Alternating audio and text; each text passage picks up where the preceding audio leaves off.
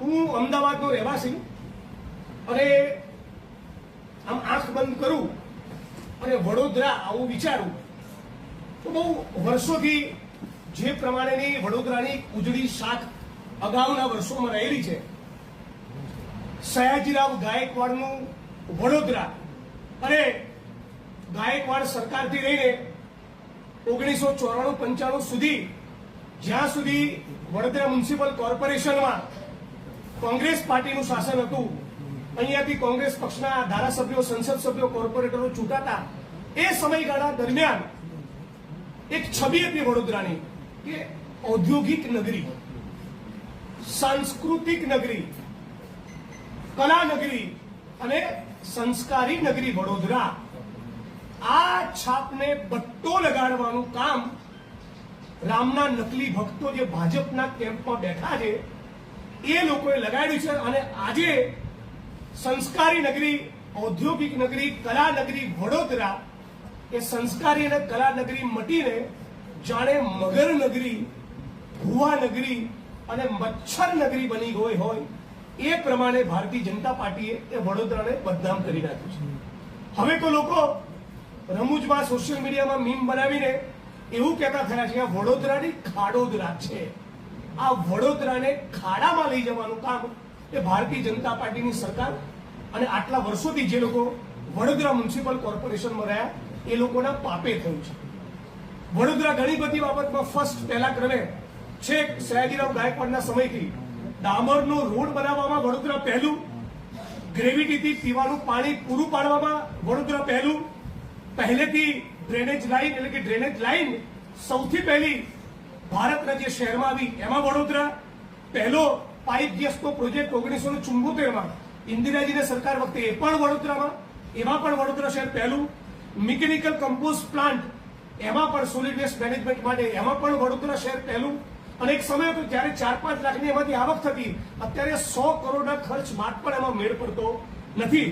અને શહેરમાં પણ રાંધણ ગેસની પાઇપલાઇન જન સુધી પહોંચાડવામાં પણ વડોદરા શહેર પહેલું હતું. આ વડોદરા અત્યારે ગાયબ જોવા મળે છે. ભારતીય જનતા પાર્ટી અને વડોદરા મ્યુનિસિપલ કોર્પોરેશન તંત્ર અને બિલ્ડર લોબી અને કોન્ટ્રાક્ટરોના એકબીજાના મેળાપીપણામાં, એકબીજાના ભ્રષ્ટાચારના એમના સંયુક્ત પાપના કારણે આજે વડોદરા અત્યંત કંગાળ સ્થિતિમાં આવી ઊભું છે. ભ્રષ્ટાચાર એની ચરમ સીમા ઉપર પહોંચ્યો છે. એટલો પ્રચંડ ભ્રષ્ટાચાર કે એક પણ સિઝન હવે એવી જતી નથી કે જ્યારે વડોદરા શહેર ડૂબે નહીં. અત્યાર સુધીમાં આંકડો જોઈએ તો લગભગ 11 વખત આ વડોદરા શહેર પાણીમાં ડૂબ્યું છે. વડોદરા શહેર જળબંબાકાર ટોટલ 11 વખત થયું.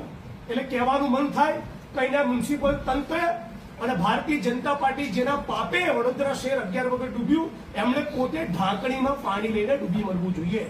હવે તો વિશ્વામિત્રીમાંથી મગરો બહાર આવીને સવાલ પૂછતા થયા કે આ એ વડોદરા નથી જે અમારા વડવાયો જોયું હતું. વિશ્વામિત્રીમાંથી બહાર આવીને મગરો એ પૂછતા થયા કે કોણ આ ઝોન ફેર કરી રહ્યું છે અને જેના કારણે આખા શહેરમાં દાટ મળ્યો છે. મિત્રો, હરણીકાંડની ઘટના આપણી બધાની સમક્ષ છે. અત્યંત સંવેદનશીલ ઘટના.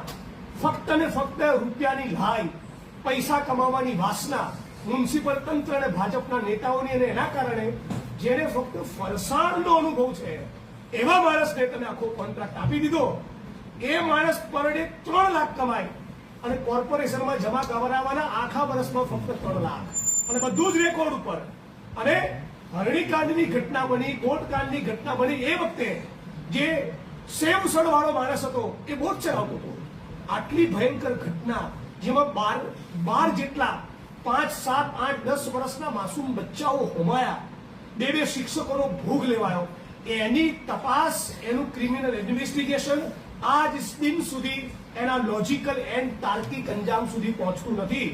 ત્યારે સવાલ પૂછવા માંગુ છું સમગ્ર ગુજરાતની 6.5 કરોડ જનતા વતી, વિપક્ષ તરીકે, ગુજરાતના નાગરિક તરીકે અને વડોદરા વતી કે કયું એવું પરિબળ, કયું એવું ગણિત કામ કરી રહ્યું છે કે આજે પણ હરણી બોટ કાંડના મુખ્ય સૂત્રધારો જે ભાજપના નેતાઓ છે, જે કોર્પોરેશનના મોટા અધિકારીઓ છે, એ સાબરમતી સેન્ટ્રલ જેલનો સળિયો ક્યારે જોશે?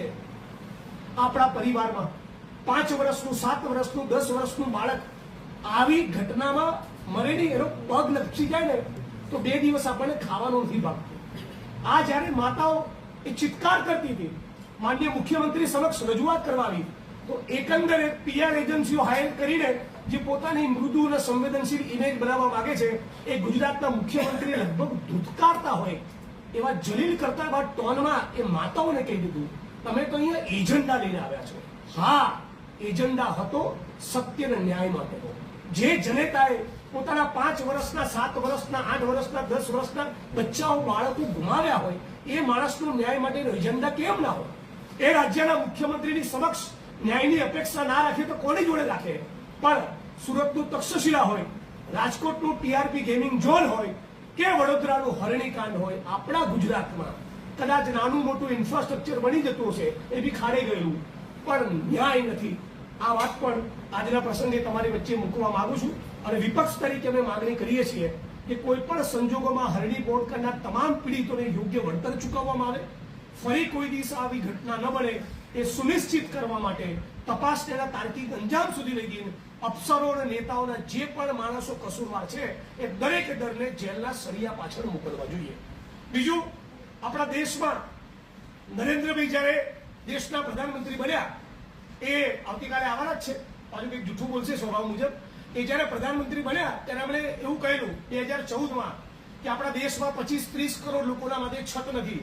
તમે જુઓ, ગણતરીના 2-5 વર્ષમાં એક પણ ગુજરાતનો દેશનો નાગરિક નહીં બચે જેના માટે છત નહીં હોય. અત્યારે તમારા કોર્પોરેશનની પરિસ્થિતિ જુઓ, 8-10 હજાર મકાનો એવા છે, એટલી કંગાળ અને જર્જરિત પરિસ્થિતિમાં છે કે ગરીબમાં ગરીબ માણસ જે રોડ ઉપર, ફૂટપાથ પર પડ્યો હોય, જેના માથે છત ના હોય, જેના માથે આશિયાનું ન હોય, જેને પોતાની કાળી મજૂરીની એક રકમ ભાડામાં ચૂકવવી પડતી હોય, એ માણસ પણ આ કોર્પોરેશનના સડેલા, વાહિયાત, જર્જરિત મકાનમાં રહેવા તૈયાર થતો નથી.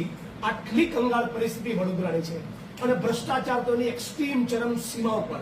અત્યારે મને કેટલાક મિત્રો સાથે વાત કરતા માહિતી મળી કે આજે પણ વડોદરા શહેરમાં દર 1-2 વર્ષે એવી ઘટના બની જ્યારે માણસ કોલેરામાં મરી જાય.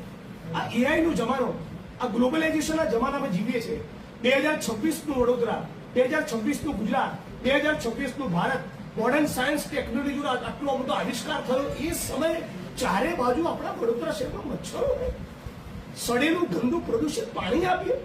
આ 2026ના વડોદરામાં કોઈ પણ વડોદરાની જનતાએ, નાગરિકે કોલેરાથી મરવું પડે? ડીવાયએસપી જાનાનો પુત્ર એ અચાનક ગટરમાં માણસનો પગ પડે છે અને એનું મૃત્યુ થાય છે.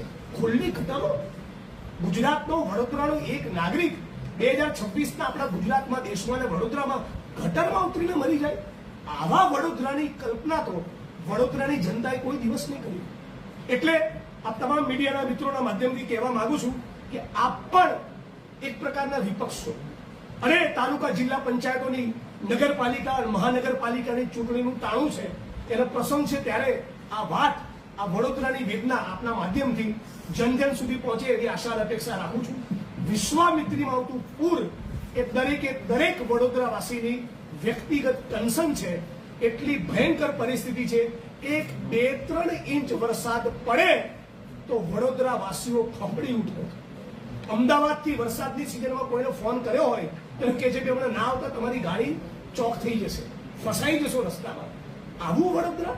અને છેલ્લા 5 વર્ષની તમે ટોટલ વડોદરાના બજેટની ગ્રાન્ટનો સરવાળો કરો, 25 થી 30 હજાર કરોડ. અરે આટલી રકમમાં તો નવું વડોદરા ઊભું થઈ જાય, આખું વડોદરા નીટ એન્ડ ક્લીન થઈ જાય, જીવનમાં કોઈ દિવસ કોલેરા ન થાય, એક મચ્છર બચે નહીં.